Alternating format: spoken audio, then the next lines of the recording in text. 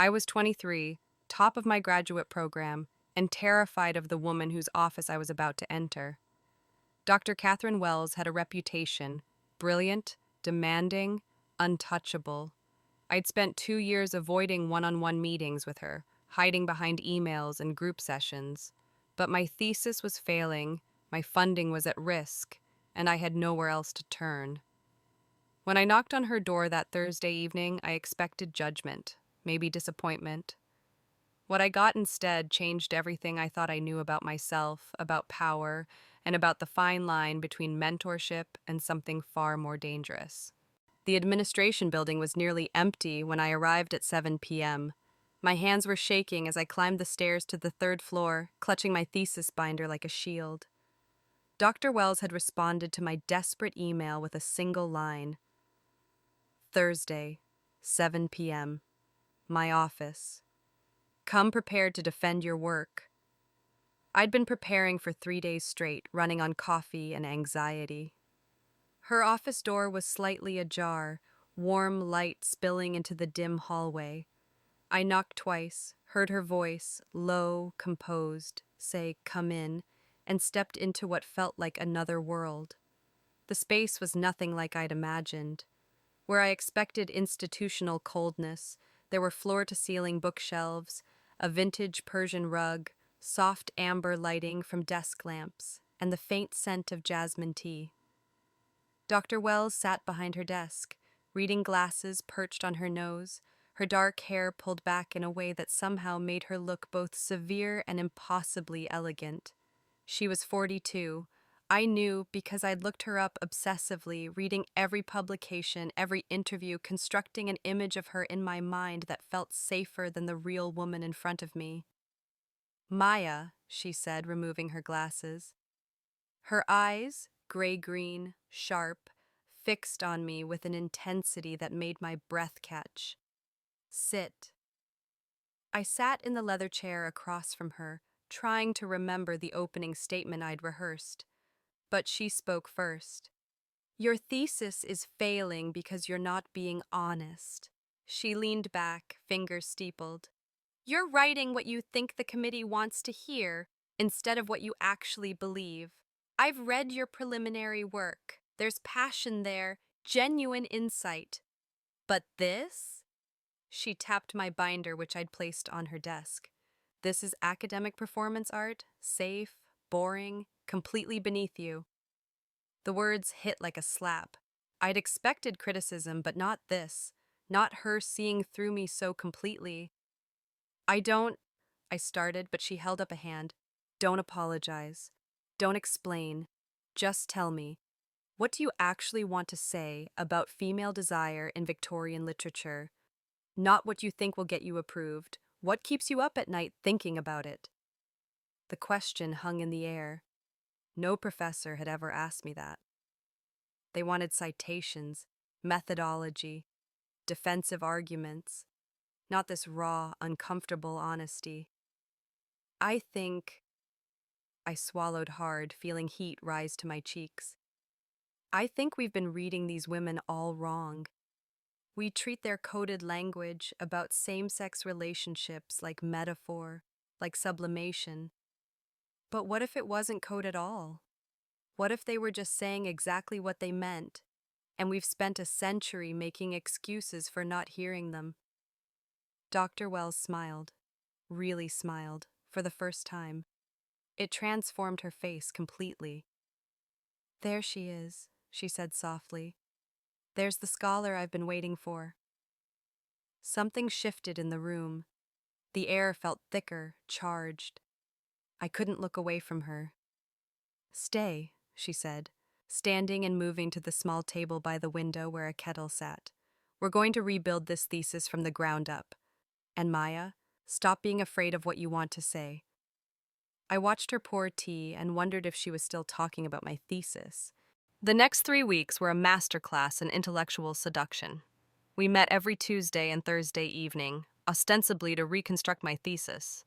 But something else was happening in those sessions, something neither of us acknowledged, but both of us felt. Dr. Wells, Catherine, as she'd started insisting I call her during our meetings, had a way of pulling ideas out of me I didn't know I had. She'd challenge an assertion, push me to defend it, then suddenly pivot and agree with me so enthusiastically that I felt brilliant and seen in ways I'd never experienced. "Read this," she'd say, handing me books from her personal collection, first editions, volumes with her notes in the margins. I'd devour them between our meetings, texting her thoughts at midnight, finding her replies waiting when I woke. "You're thinking about this exactly right, but go deeper. What frightens you about this argument?" Everything about our dynamic frightened me. The way my pulse quickened when I saw her name on my phone. The way I started dressing more carefully for our meetings, better jeans, actually wearing makeup, telling myself it was just professionalism. The way she'd sometimes touch my shoulder when making a point, and I'd lose my train of thought completely. One Thursday, she had wine in her office. "Don't look at me like that," she said, catching my expression. "You're 23, and this is academic tradition. Writers and scholars have been drinking together for centuries." We sat in the leather chairs by her window, thesis forgotten on the desk, and talked about everything else. Her divorce 3 years ago, my complicated relationship with my family who didn't understand why I'd chosen graduate school over law school, the loneliness of academic life, how hard it was to be a woman in spaces that still didn't quite make room for us. "Can I ask you something?" I said, emboldened by the wine and the intimacy of the moment. "Why did you agree to help me? You barely know me. You could have just let me fail." Catherine was quiet for a long moment, her fingers tracing the rim of her glass. When she looked at me, there was something vulnerable in her expression I'd never seen before. "Because I saw myself in you," she said quietly. 20 years ago, I was where you are. Brilliant work, completely paralyzed by the fear of being too much, too passionate, too unconventional, too honest about what I really thought. And I had no one to tell me it was okay, that being all of those things was actually the point. She paused. "And because when you talk about Victorian women writing in code about desire, you get this look on your face like you're talking about something you understand intimately, and I wanted to know why." The question in her words was clear. My heart was hammering. "Maybe because I know what it's like," I heard myself say. "To want something you're not supposed to want. To spend all your energy trying to translate it into something acceptable." "And what do you want, Maya?" Her voice was barely above a whisper. "Right now. In this moment." I couldn't breathe. Couldn't think. Could only feel the pull between us that had been building for weeks, that I'd been telling myself was just intellectual connection, just mentorship, just anything other than what it actually was. I started, but couldn't finish.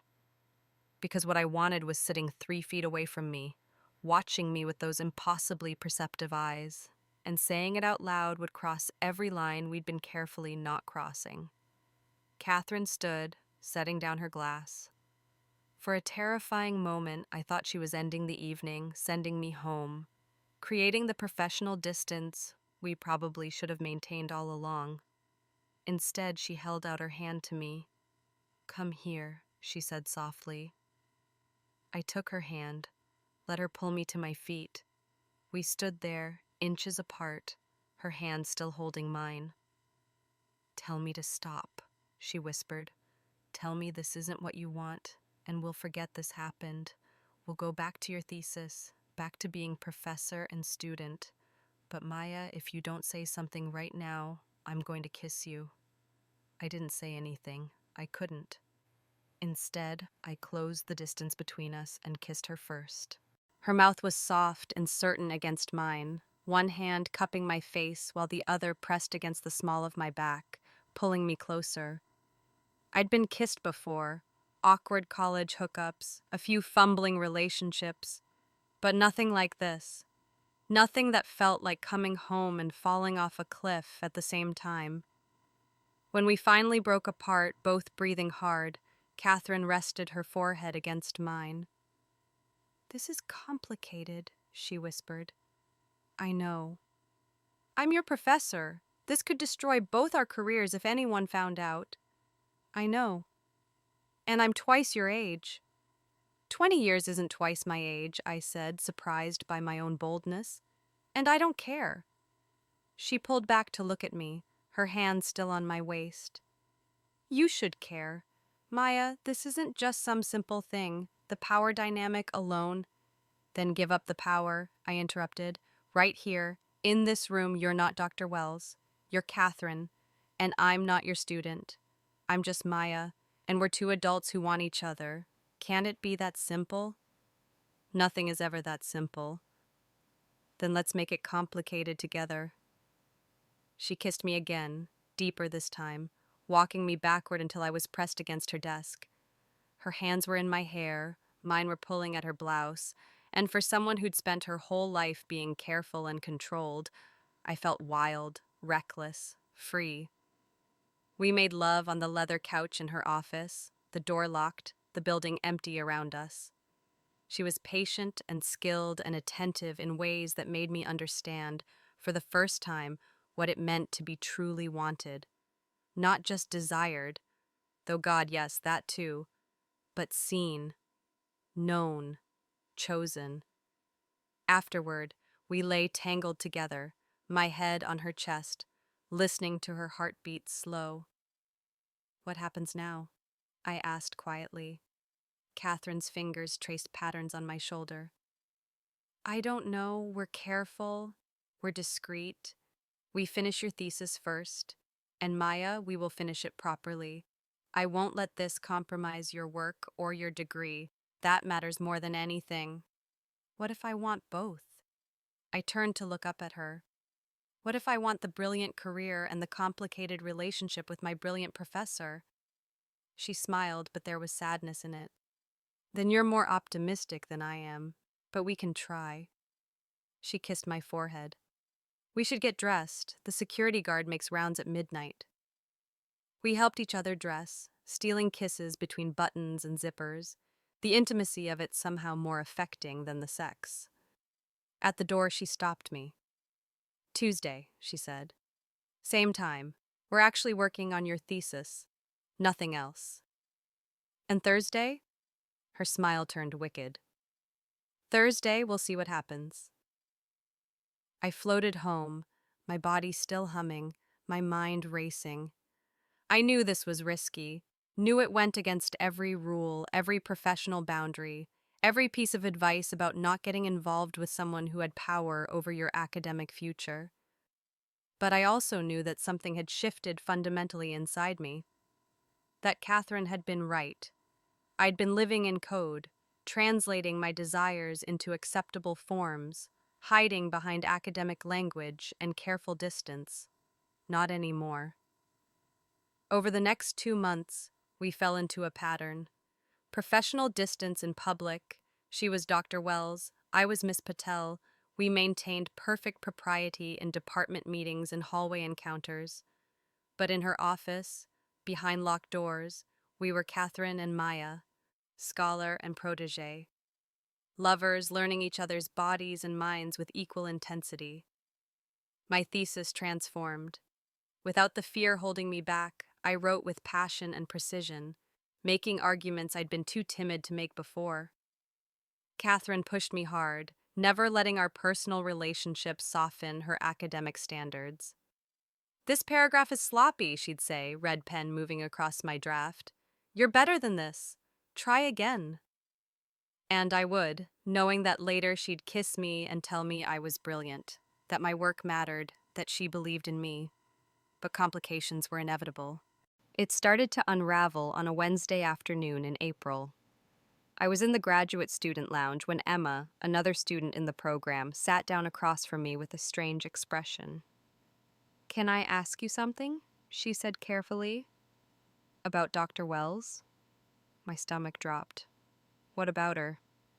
You've been meeting with her a lot, working on your thesis, right? Emma's tone was casual, but her eyes were sharp. Someone mentioned seeing you leave the building together last Thursday, late. We ran into each other in the hallway, I said, keeping my voice steady. She was heading home. So was I. Right. Emma didn't look convinced. Look, Maya, I'm just going to say this because we're friends. Be careful. Dr. Wells has a reputation. For what? For being intense with certain students. There were rumors a few years ago, nothing proven, but people talked. And now you're spending hours alone with her and your work has gotten suddenly amazing and... She trailed off meaningfully. And what? You think I'm sleeping with her for a better grade? Anger flared hot in my chest. My work is good because I'm good, Emma. Because I'm finally writing what I actually believe instead of playing it safe. I'm not saying that. I'm just saying that if there's something going on, you need to be careful. She has tenure. You don't even have your degree yet. If this blows up, who do you think gets hurt? She was right, and I hated it. That evening, I confronted Catherine about it. Did you have a relationship with a student before? Is that why there are rumors? Catherine's face went pale. She was silent for a long moment, then sighed heavily. Yes, 5 years ago. A doctoral student. It was brief, stupid, and completely inappropriate. She graduated, moved on. We didn't speak again. But people talk, and in academia, rumors never die. Why didn't you tell me? Because it was a mistake I learned from, or thought I had. She looked at me with something like pain in her eyes. Maya, maybe Emma's right. Maybe we need to stop this. Your thesis defense is in 6 weeks. After that, I won't be your advisor anymore. We could wait? No. The word came out fiercer than I intended. I'm not ashamed of this. Of us. And I'm not going to pretend that what we have is wrong just because other people might judge it. It's not about shame, it's about protecting you, your career, your reputation. Stop protecting me! I was angry now, pacing her office. I'm not some naive kid you seduced. I wanted this. I chose this, and I'm choosing it now. Stop acting like I'm a victim who can't make my own decisions. You're 23, and you were 23 once too. Would you have wanted someone dismissing your choices because of your age? I stopped in front of her. I know the risks, Catherine. I'm not stupid. But I also know what we have is real. That you see me in ways no one else does. That I'm better as a scholar and as a person because of you. And if you're about to tell me that was all some mistake, then you're lying to both of us. She pulled me close, holding me tight. You're right. You're absolutely right. I'm sorry. Her voice was thick with emotion.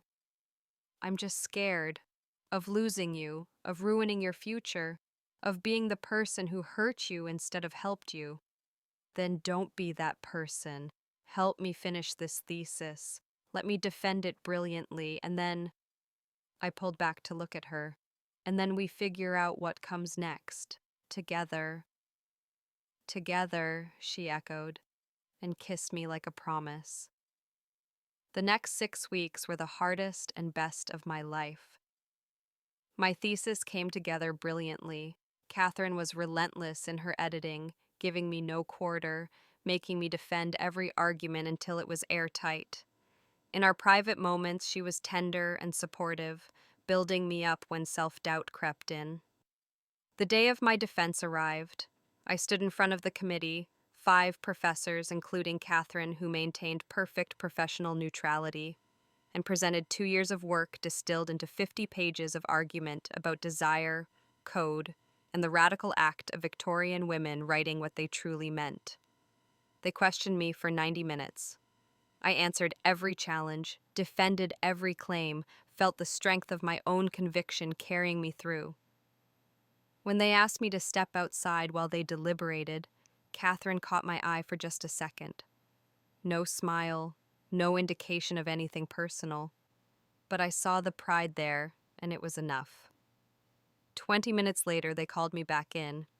Congratulations, Dr. Patel, the committee chair said. Your thesis has been approved with highest honors. I defended my thesis on a Friday. By Monday, I'd accepted a postdoctoral fellowship at a university 300 miles away. Catherine and I sat in her office, our office, I'd started thinking of it, and talked about what came next. 300 miles isn't that far, she said, holding my hand. Weekends, video calls, we'll make it work. And when people ask why I'm commuting to see someone in my old university town, she smiled, then we tell them the truth, that I'm seeing someone brilliant and accomplished who happens to be my former student, because by then that's what you'll be, former, a colleague, an equal. I've always been your equal, Catherine. I know, but now everyone else will know it too. We're 6 months in now. It's not easy. Long distance never is. But every other weekend, one of us makes the drive. We talk every night. She's reading drafts of my research. I'm helping her with her new book. We're building something that's ours, outside the roles that brought us together. Sometimes people still ask how we met. I tell them my thesis advisor believed in me when I didn't believe in myself, that she taught me to stop hiding behind code and say what I truly meant. It's the truth, just not all of it. But then, the most interesting truths never are. Have you ever had a mentor who changed your life, or found yourself in a relationship that crossed professional boundaries? Share your story in the comments below. I read every one, and if this story resonated with you, follow for more real talk about desire, power, and the complicated ways we love.